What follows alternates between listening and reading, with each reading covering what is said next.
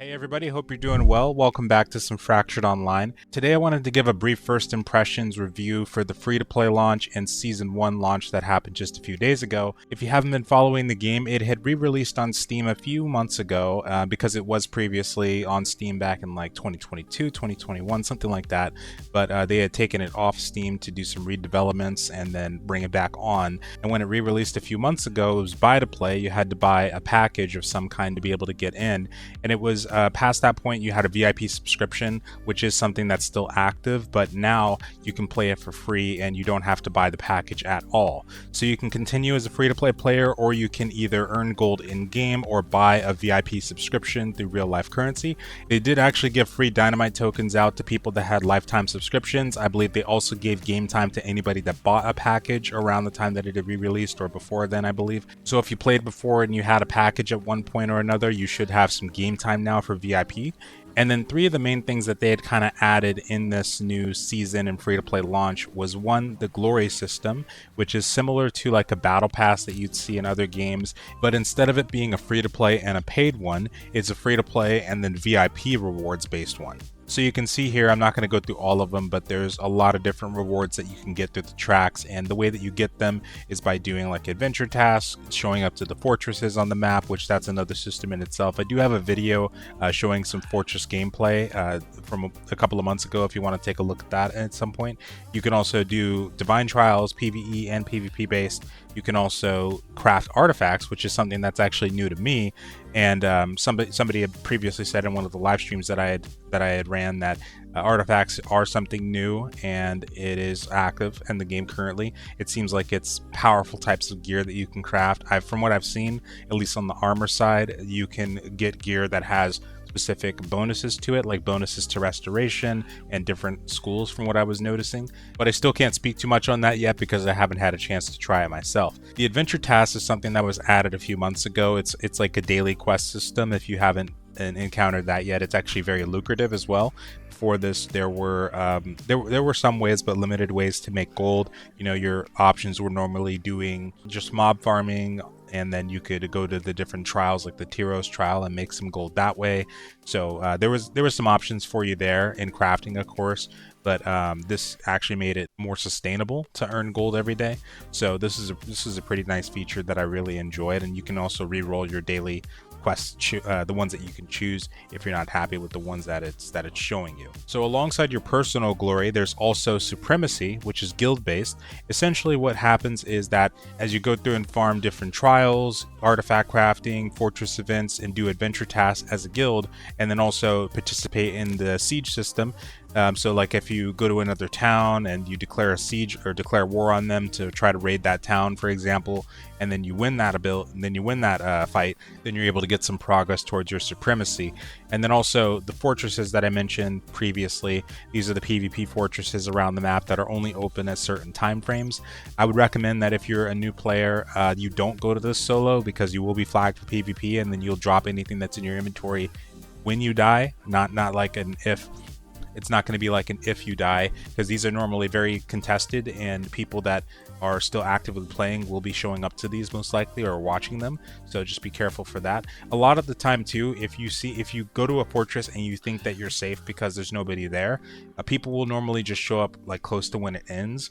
That way they can just get the rewards really quick and not have to wait like an hour or so just waiting for somebody to show up. So alongside the guild supremacy system, which does lead to these different mount skins, which is for the bird mount, and I believe this is for everybody in the guild as well, which is pretty cool. You also have a leaderboard now too. Battle Guppies is on top. Those guys are doing mad work. The guild that I'm in, Iron Bank, I think a lot of them are currently playing Throne and Liberty, so we're not really pushing for the rankings right now. But Battle Guppies, that was the guild that we fought back when the game had re-released on Steam, and they've been kicking butt ever since. Same thing with White Lotus too. I'm glad to see that they're still on the leaderboards. It's awesome to see. I do recognize the Power Empire as well and Chaos. That's pretty cool. Another thing that released with this update, alongside of being free to play, so there's about 2 or 3 things total, is the alliance system. So I believe this also plays a part in the supremacy as well. I think if you, I'm trying to remember, I don't think so actually, no. So I think that it's just guild based there, but then the alliance system does add another aspect to it as well. So players that are members of the same alliance can see each other as friendly and share a global chat. I'm hoping that means also that even if you're not in a party, well actually I don't know if it would, because I think even if you were in the same guild but you weren't in the same party, it was possible to get friendly fired on in PvP situations. So I don't think the alliances will change that, but it seems like you can see each other at least as friendly in the open world from what it's saying. And then it also says anytime a guild that's part of an alliance gains glory, 50% of it is given directly to the guild, while the rest is split equally amongst all the guilds that are members of the alliance, including the guild itself. Okay, so that actually does seem to tie into the Supremacy system. I was wrong on that. So anytime you're in an alliance and you're trying to earn glory for your guild, it does seem like that'll also get split towards the alliance too, which is pretty cool to see.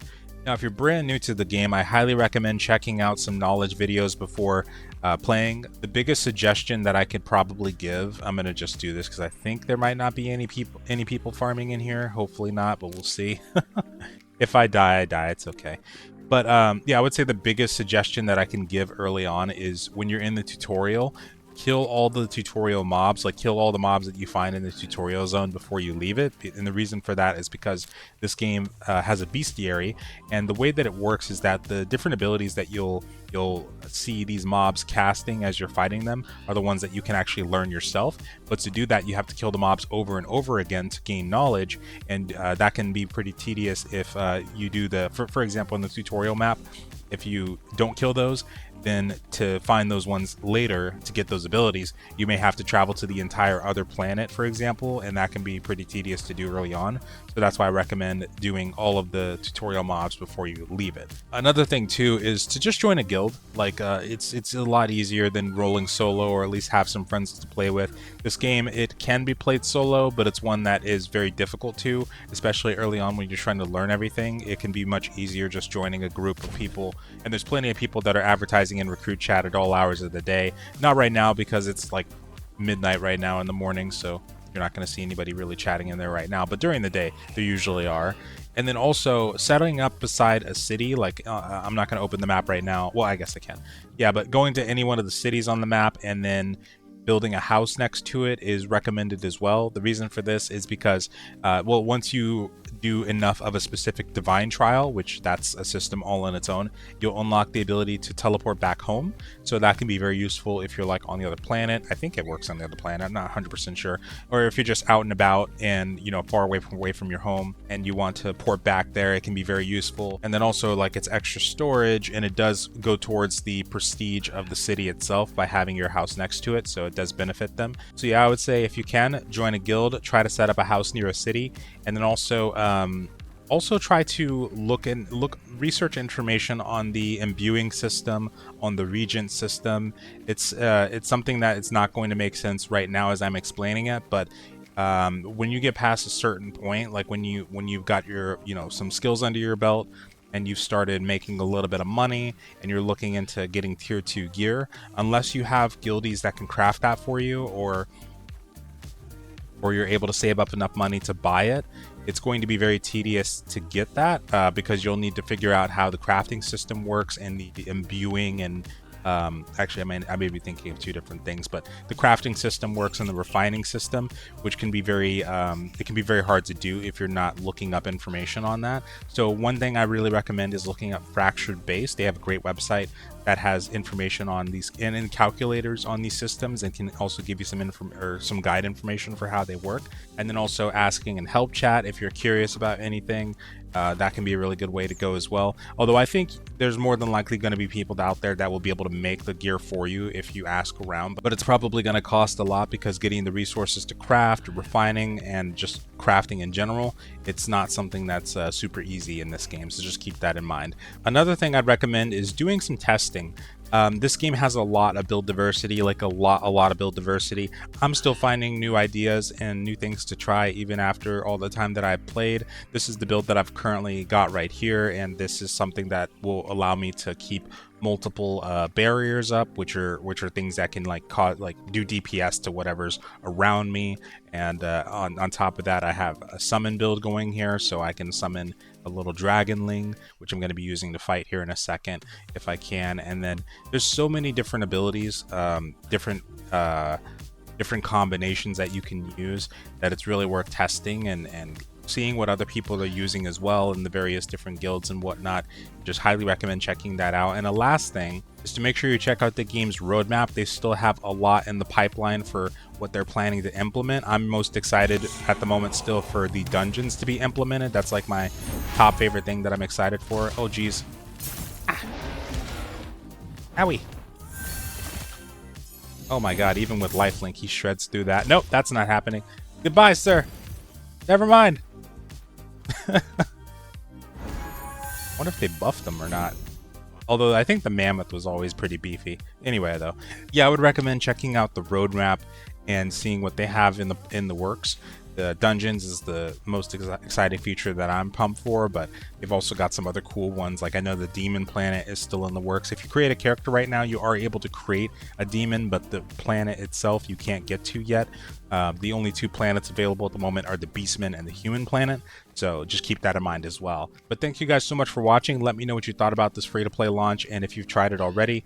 And then if you're looking for discount codes, I do have discounts in the description for Fractured Online. If you use my code at checkout, you get 5% off, and if you use the affiliate link alongside that, I do get a little bit of commission for that as well. Thank you so much to Fractured for sponsoring this video, and have a great rest of your day, folks. Peace out.